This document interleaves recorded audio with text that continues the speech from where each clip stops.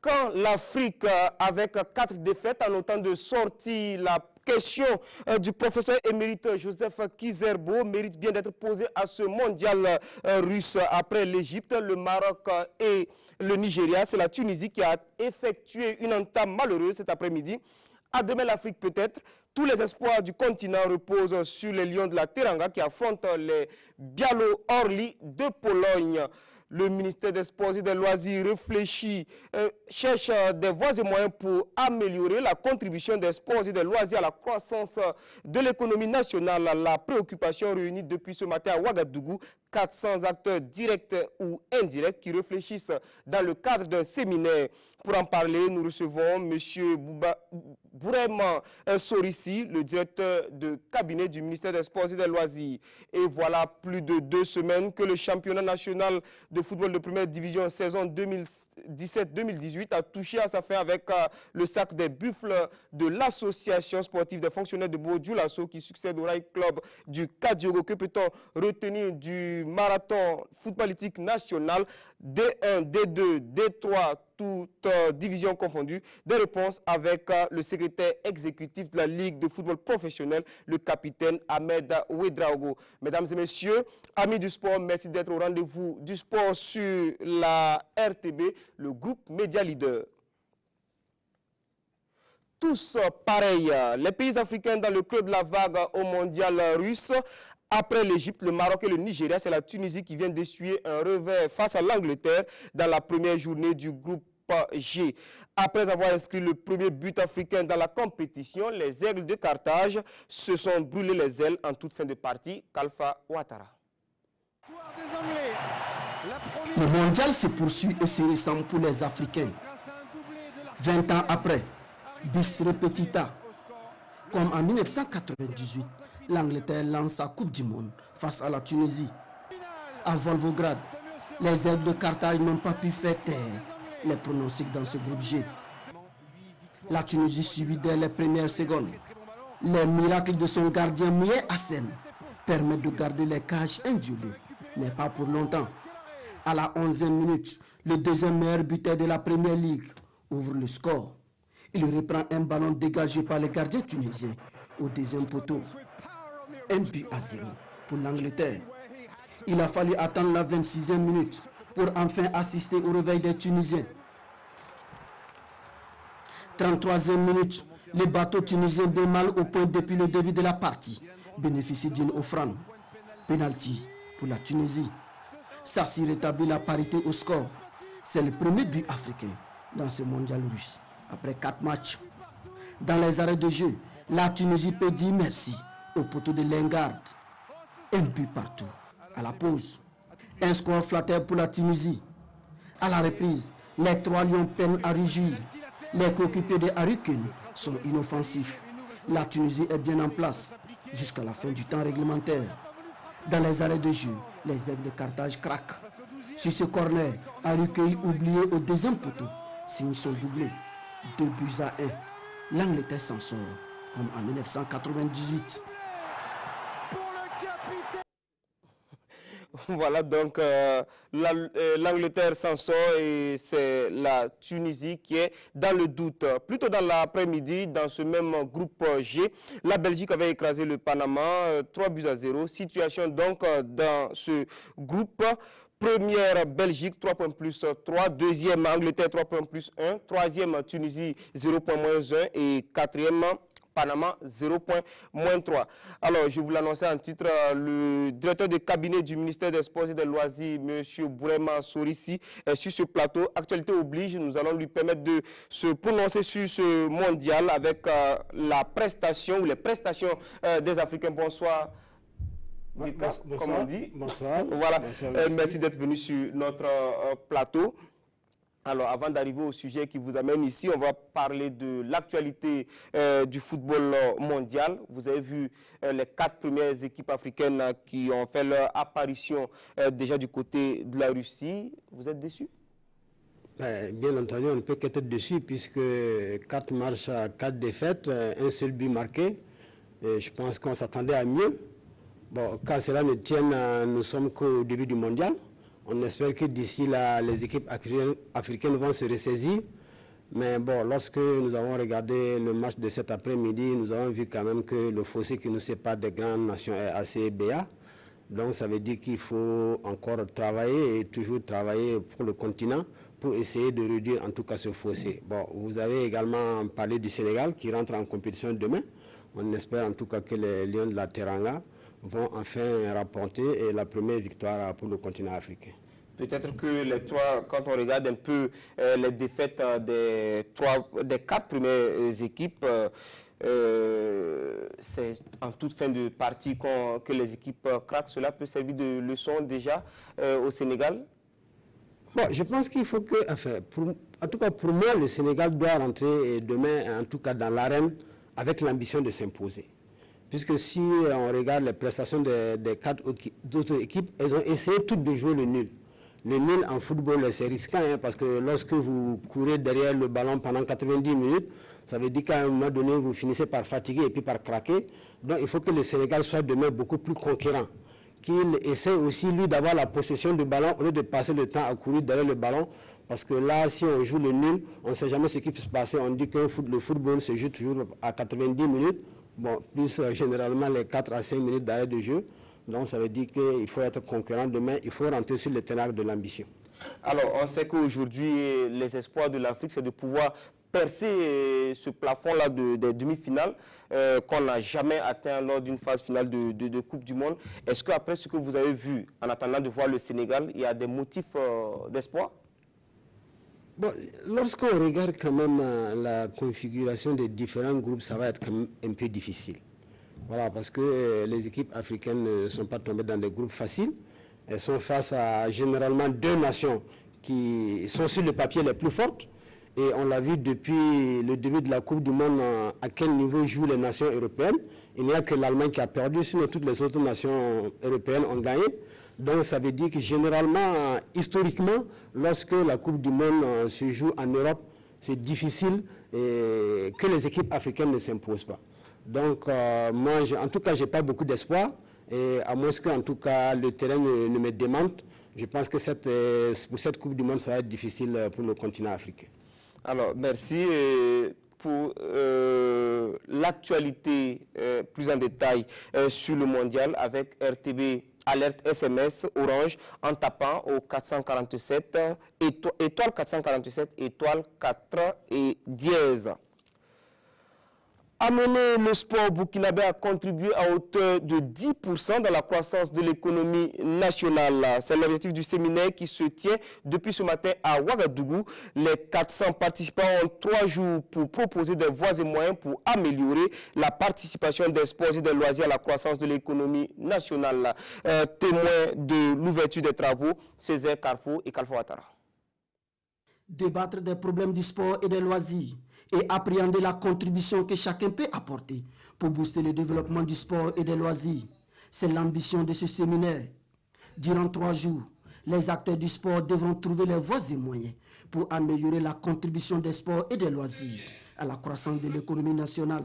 Ce séminaire vient comme la traduction matérielle de la volonté du chef de l'État, son Excellence Roch-Marc Christian Kaboré, exprimée dans les différents référentiels, son programme présidentiel et le PNDS naturellement. Alors, la politique nationale des sports et des loisirs qui a été adoptée le 8 novembre 2017, évidemment consacre des éléments justement pour mettre en œuvre afin d'atteindre l'objectif majeur qui est la contribution du ministère des Sports et des Loisirs à hauteur de 10% à la croissance donc, de l'économie nationale.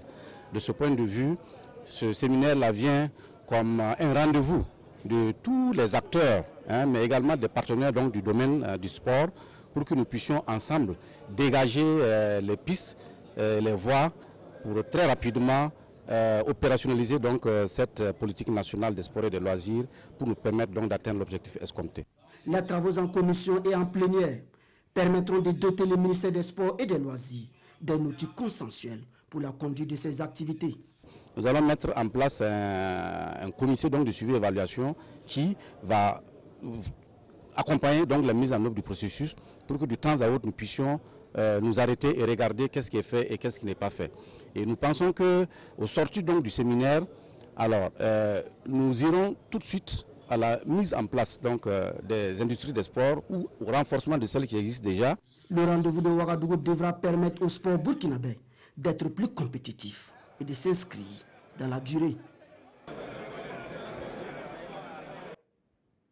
Merci à vous, Kalfa Ouattara, au four et au moulin. Je reviens à vous, Monsieur Sorissi. Alors, vous avez dégagé 3 axes majeurs de réflexion pour améliorer la contribution des sports et des loisirs à l'économie nationale. Quels sont ces axes-là déjà? Bon, c'est-à-dire en rapport avec la thématique générale de notre séminaire, à savoir améliorer la contribution des sports et des loisirs à la croissance de l'économie nationale, nous avons donc dégagé 3 sous-thèmes. Ces 3 sous-thèmes-là sont débattus en commission, à savoir d'abord la problématique du renforcement, ou du moins la problématique de la professionnalisation de nos structures sportives. Ça, c'est le premier sous-thème. Le deuxième point, c'est les enjeux de la formation dans le domaine des sports et des loisirs. Et puis, le troisième sous-thème maintenant, et je crois que ça trait à la contribution du sport et des loisirs à la croissance de l'économie nationale. Donc, ce sont ces 3 sous-thèmes-là qui sont en débat dans les commissions. Les commissions ont été installées et elles ont travaillé de 13h jusqu'à 18h ce soir. Alors, quels sont les résultats? Parce qu'on sait qu'en 2007, déjà, il y avait une politique nationale de sport qui avait été adoptée, qui a été appliquée jusqu'en 2013. Et tirant bilan de cette première politique-là, vous avez élaboré une nouvelle politique qui va de 2016 à 2020, si je ne m'abuse. Alors, quels sont les principaux enseignements que vous avez pu tirer du bilan du premier référentiel? Bon, je pense qu'en fait, au préalable, il avait été élaboré 2 référentiels. Donc, la politique nationale des sports qui a été mise en œuvre de 2007 à 2013 et la politique nationale des loisirs qui a été mise en œuvre de 2009 à 2014. Et tirant donc, comme vous l'avez dit, les enseignements de la mise en œuvre de ces 2 politiques, nous avons convenu cette fois-ci qu'il fallait prendre un référentiel unique. C'est ce qui a amené donc à la mise, ou du moins à l'élaboration et à l'adoption de la politique nationale des sports et des loisirs. Lorsque nous avons fait le bilan diagnostique des 2 précédentes politiques, on s'est rendu compte en fait qu'il y a eu une faiblesse récurrente, ça veut dire l'absence des instruments de pilotage et de suivi-évaluation. Ces instruments-là n'ont pas été opérationnalisés au niveau du ministère. Donc, nous ne disposons même pas de statistiques actuellement pour apprécier la mise en œuvre de ces politiques-là. Nous savons seulement que dans un certain nombre de domaines, comme dans l'acquisition des infrastructures et dans la formation des acteurs, notamment les acteurs de terrain, à travers l'UCBF, il y a eu des acquis. Mais en dehors de ces 2 domaines-là, pour ce qui est de la mobilisation des financements, pour ce qui est du renforcement des capacités de nos structures, je pense qu'à ce niveau-là, les résultats quand même étaient assez mitigés. Donc, nous nous sommes dit qu'il fallait prendre un seul référentiel en rapport avec, en tout cas, les politiques de développement de notre pays pour impulser une nouvelle dynamique. Et si je m'en réfère à ces référentiels-là, à savoir le programme présidentiel et le PNDS, ils nous demandent d'augmenter la part contributive des sports et des loisirs à la croissance de l'économie nationale à hauteur de 10% d'ici 2020. Et cet objectif-là, c'est un objectif qui nous impose de prendre des transformations structurelles, des transformations fondamentales pour changer l'environnement de notre sport. C'est pour cela que une de nos priorités, en fait, des actions que nous allons mener, c'est de renforcer le fonctionnement des fédérations et des clubs. Parce que c'est la base du développement d'un sport. Si ces structures qui sont à la base ne sont pas assez solides, il est difficile, premièrement, de créer un marché du sport. Deuxièmement, il est difficile de créer une économie du sport. Et on ne peut même pas parler d'apporter notre contribution à la croissance de l'économie nationale. C'est pour cela que nous allons mettre l'accent d'abord sur nos structures pour renforcer leur capacité de fonctionnement, leur capacité de gestion, leur capacité organisationnelle et leur capacité de structuration pour qu'elles puissent impacter véritablement sur le développement des sports et des loisirs au Burkina Faso. Alors, j'imagine que c'est cela qui a milité en faveur de l'élargissement des débats à plusieurs acteurs. On a 400 acteurs de différents horizons, de différentes compétences. Oui, bon, puisque vous savez, le sport, c'est un domaine transversal, c'est un domaine qui concerne plusieurs ministères. Je prends par exemple le cas du ministère de la Santé, le ministère de l'Environnement, le ministère de la Culture, même le MATD, pour ce qui est des espaces qu'ils nous donnent pour mettre en œuvre les infrastructures, etc. Donc tous les ministères partenaires ont été invités à ce séminaire. Ensuite, il y a nos structures. Vous savez, les structures, elles sont nombreuses. Il y a les fédérations, il y a les ligues, il y a les districts, il y a les clubs. Il y a toutes les associations qui interviennent dans le domaine du sport. Donc toutes ces personnes-là ont été invitées au séminaire. Parce que c'est elles qui, sur le terrain, vont opérationnaliser notre politique nationale des sports et des loisirs. Vous savez, les textes au Burkina Faso, concernant le ministère des Sports, nous avons concédé nos prérogatives aux fédérations. Donc sur le terrain, c'est elles notre bras armé. Donc il faut que ces fédérations-là soient là pour qu'on s'accorde sur les modes opératoires par rapport à la mise en œuvre de cette politique. Et comme cette politique nous enjoint d'engager des transformations structurelles, des transformations institutionnelles, des transformations réglementaires, il faut qu'on puisse s'accorder là-dessus.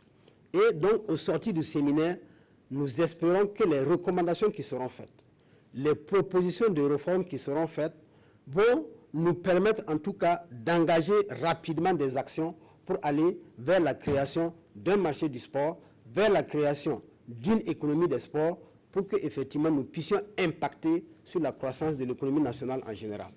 Alors, nous allons vous dire merci, monsieur Bourema Sourissi. Je rappelle que vous êtes le directeur de cabinet du ministre des Sports et des Loisirs. Vous êtes en atelier, en séminaire, pardon, pour 72 heures, commencé aujourd'hui. Ça va se poursuivre demain et mercredi. Voilà, donc je vais vous souhaiter bon vent pour les travaux. Vous restez avec nous pour la suite de ce magazine. Une trentaine de stagiaires de l'Institut des sciences du sport et du développement humain et du ministère des Sports et des Loisirs ont bénéficié d'une formation initiée par le ministère de tutelle. Pendant une semaine, les stagiaires ont pu renforcer leurs capacités en évaluation de la condition physique et en prescription d'exercices en lien avec la santé des adultes. Mariam Ouattara. Étudiants de l'ISSDH en fin de formation et agents du ministère des Sports et Loisirs à l'école de la kinésiologie, l'étude des mouvements humains. Pendant plus d'une semaine, ils ont bénéficié des connaissances de la kinésiologue Eudoxie Adopo sur l'évaluation de la condition physique et la prescription d'exercices en lien avec la santé des adultes. Le message profond que j'ai partagé avec les participants, c'est d'aider la population à bouger. Retenez que quand vous êtes assis, la maladie vient s'asseoir avec vous. Donc chaque fois que vous vous levez, la maladie tombe, puisqu'elle est sur vos cuisses. Pour ces étudiants en fin de formation, ce stage est un plus pour exceller dans l'exercice de leurs fonctions. Il faut sensibiliser la population pour qu'ils comprennent les bienfaits de la pratique des activités physiques et sportives. Et en même temps, il faut encadrer ceux qui sont là pour la pratique. Le ministère des Sports et Loisirs, à l'initiative de cette formation, attend beaucoup de stagiaires. Leur rôle aujourd'hui, c'est de sensibiliser les gens, les amener à prendre conscience de l'importance de la pratique de l'activité physique. Tous les stagiaires ont reçu des attestations de participation en guise de reconnaissance pour leur présence à cette formation.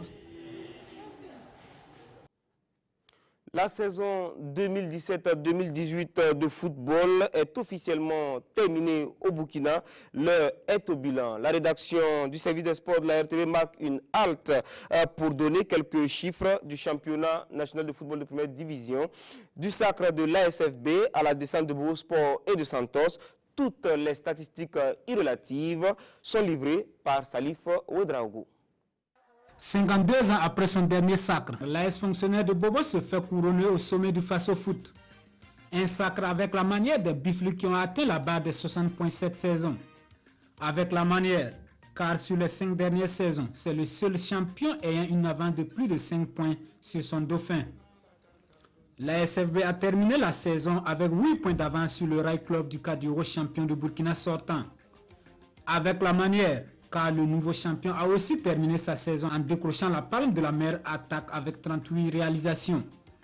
Le meilleur buteur du Faso Foot de la saison est d'ailleurs un sociétaire de la SFB, Cheikh Gibril Ouattara, avec ses 15 buts. En encaissant seulement 15 buts, les Buffles ont dressé la meilleure muraille. Une performance de la SFB qui donne une idée sur les chiffres globaux de la saison 2017-2018. Le moins que l'on puisse dire, c'est que les chiffres ne sont pas alarmants. En 240 matchs disputés, les différents attaquants ont inscrit un total de 411 buts, soit une moyenne de 1,71 buts par match, le même ratio qu'en 2013-2014. Et 7 de moins que l'année dernière. La 27e journée a été la plus prolifique en buts, 22 au total, et la moins prolifique est la 9e journée avec 4 buts. 152 victoires ont été enregistrées cette saison et 88 matchs nuls, dont 53 nuls blancs. La SFB est encore devant en matière de victoires, 17 au total pour les Buffles et 15 pour le Majestic de Sapone. À l'opposé, le Santos FC Lanterne Rouge n'a gagné que 3 de ses 30 sorties, soit 10% de victoires. Le Santos et Bobo Sport sont les pires défenses du Faso Foot avec respectivement 43 et 44 buts encaissés. Les deux équipes n'ont d'ailleurs pas validé leur saison. Conséquence, elles évolueront en D2 la saison prochaine. Merci Salif Ouedraogo. Et je reçois sur ce plateau le capitaine Ahmed Ouedraogo. Il est le secrétaire exécutif de la Ligue de football professionnel. Bonsoir. Bonsoir Jérôme, bonsoir chers téléspectateurs. Alors, la saison est close depuis quelques semaines déjà, on va dire. Et quelle lecture vous faites du déroulement de cette saison-là? D'accord. Merci Jérôme pour cette occasion que vous nous donnez à la Ligue de football professionnel de faire un peu un bilan à chaud avant le bilan officiel qui est prévu pour le jeudi 21 sous le coup de 10 h à l'Hôtel Excellence. Donc, parlant du déroulement de la saison 2017-2018, il faut dire qu'à l'entame, dès le mois d'octobre, quand on a commencé, on avait vraiment à cœur, sinon de respecter les directives du comité exécutif émanant des directives de la CAF et de la FIFA, de terminer la saison avant le mondial. Et je pense qu'à ce niveau, nous pouvons dire que ce fut chose faite, malgré quand même quelques difficultés et quelques plaintes des équipes.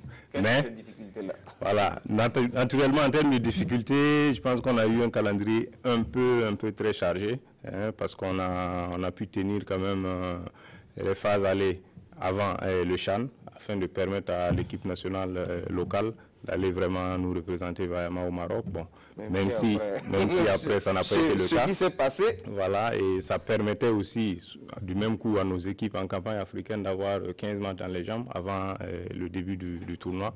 Là aussi, bon, ça n'a pas marché. Bon, nous allons tirer les enseignements à tous les niveaux et puis bon, essayer de voir.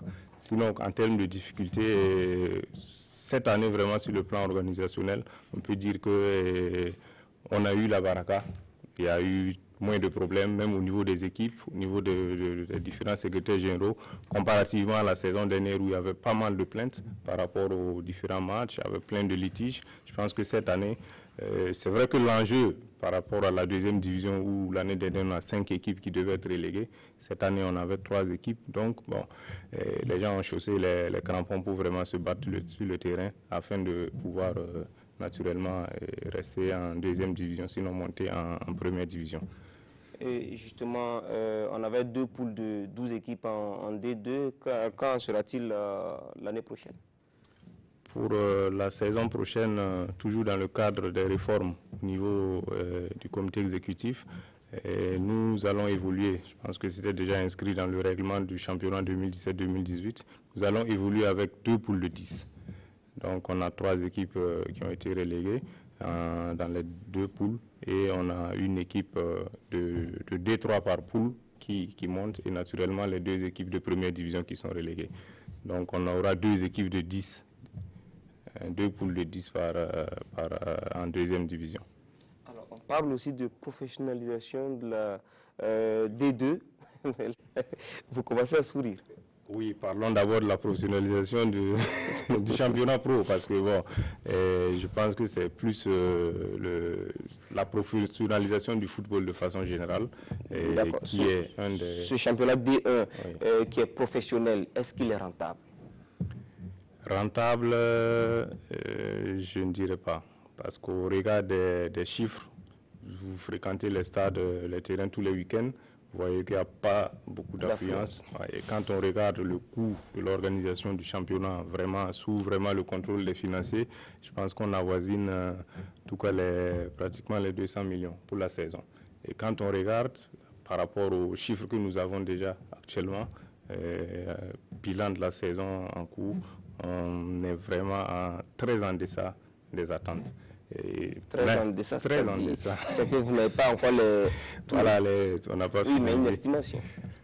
On est autour de 78 millions. 78 millions. Sur 200 millions, je pense que le gap est quand même énorme. Assez énorme. Très énorme. Alors, parlons d'organisation. Il y a de cela un an, la Ligue a rétrocédé l'organisation des matchs au club. Alors, quel bilan vous pouvez en faire à des 2 ans d'exercice? Par rapport à l'organisation des matchs par le club, je pense que l'objectif au niveau de la Ligue de football professionnel en confiant cette organisation au club, c'était de responsabiliser plus les clubs et de les permettre aussi d'avoir une visibilité sur les recettes. Parce que, bon, quand les matchs se jouent, de par le passé, c'était les ligues régionales qui avaient le monopole de l'organisation. Donc, à la fin, il y avait beaucoup le retour en tout cas qui nous parvenait, c'est que les équipes ne savaient pas pourquoi à chaque fois il y a des déficits. Maintenant, la saison dernière, qui était la première année expérimentale, les équipes de première division se sont bien impliquées.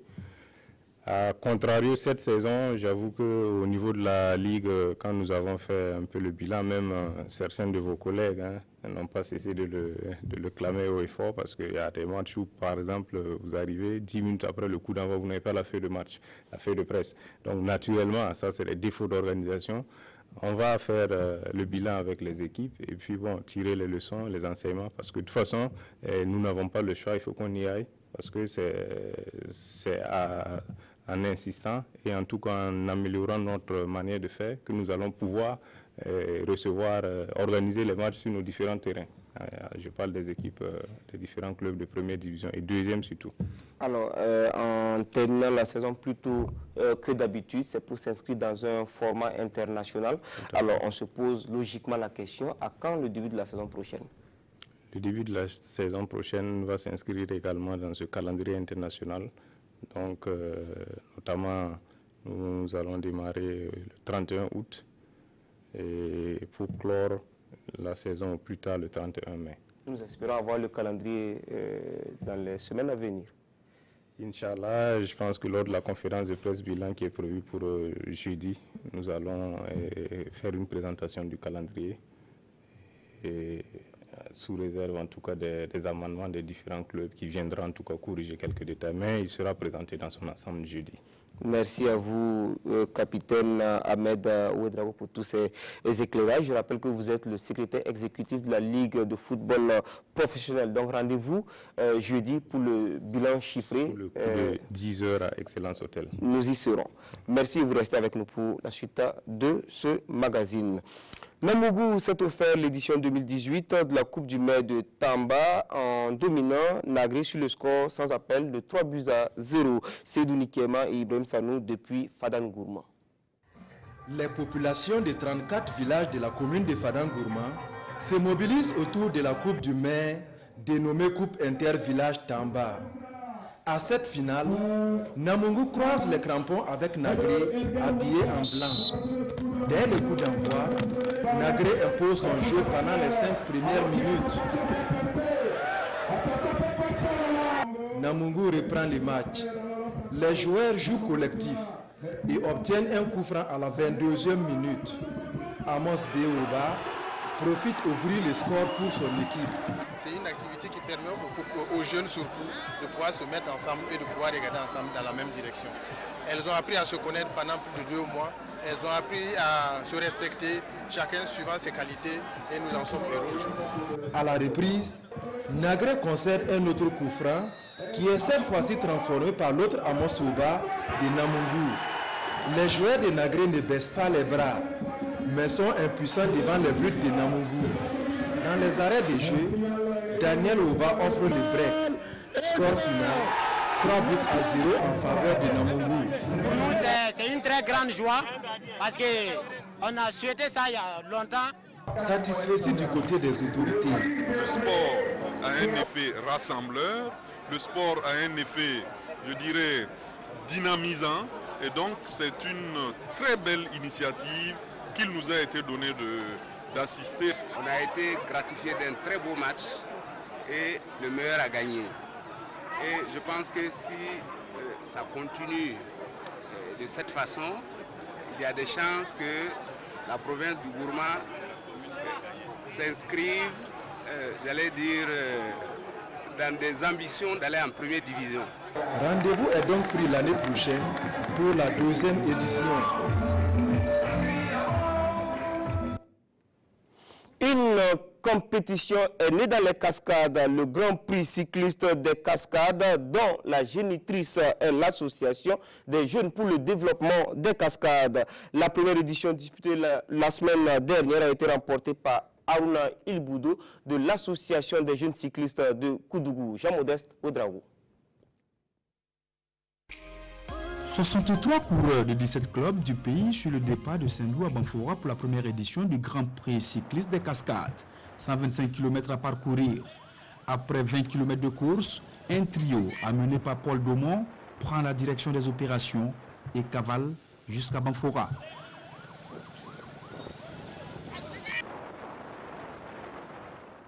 Sur piste, le trio est à la peine.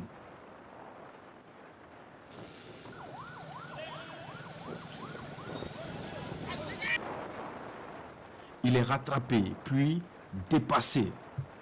Une nouvelle configuration se dessine. Aruna Ilboudo de la JCK et Pegwende Ouedraogo du RCK se détachent. À 4 km de la ligne d'arrivée, le duo est à près de 3 minutes devant le peloton.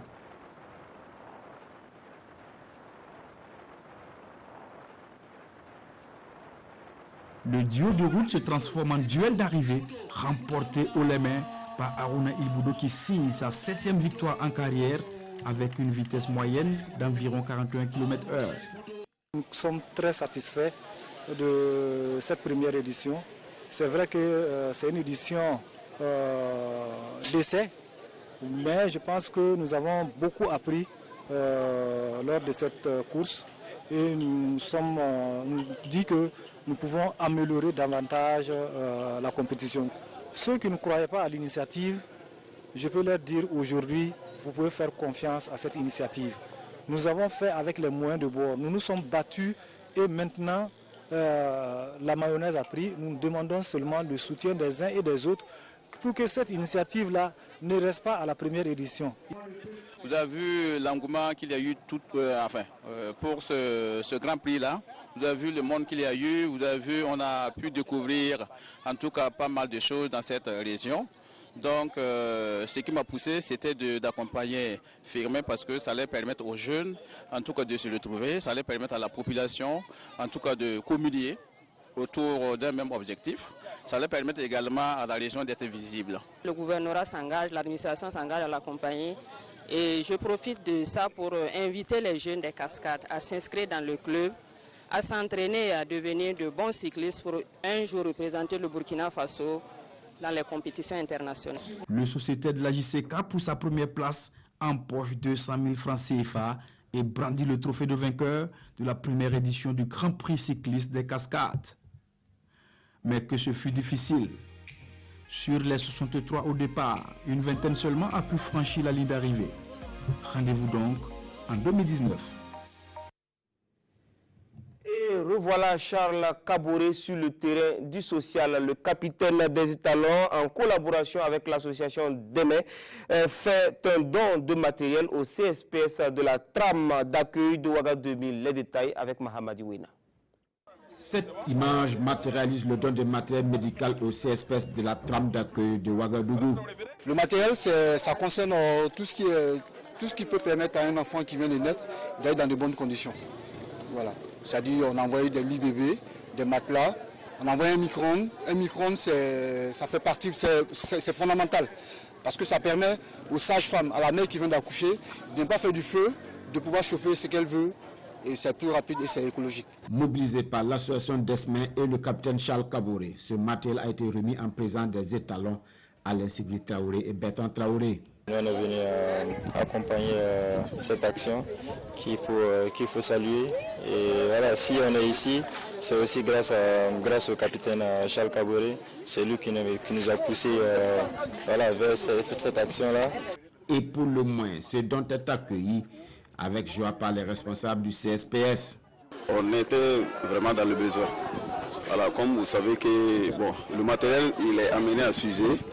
Donc chaque fois qu'il y a des gestes de cette nature, ça permet toujours à la structure d'aller toujours de l'avant. Et donc voilà, on ne peut que remercier les donateurs. À la suite de ce don, la générosité du capitaine des étalons et de l'association Desmin s'est étendue au lycée départemental de Nobili et à l'école primaire publique de Garancé. Ces deux établissements sont scolaires. Don de matériel également pour les taekwondoïstes du club galactique. Samedi, le président a offert à son club des plastrons, des casques et des pitaines de dernière génération au siège du club à Bilbalgo. Matériel électronique de dernière génération qui va permettre aux taekwondoïstes burkinabés de se conformer aux normes internationales. Le reportage de Moussa Ouedraogo, Samir Astana avec la voix de Kalfa Ouattara. Une explosion de joie qui traduit l'immense satisfaction des taekwondoïstes du club galactique. La raison, ils viennent de recevoir des mains de leur président du matériel d'entraînement, un lot composé de casques, des plastrons et des pitaines électroniques, du matériel qui répond aux normes internationales. Aujourd'hui, le taekwondo étant un sport olympique et il a beaucoup évolué.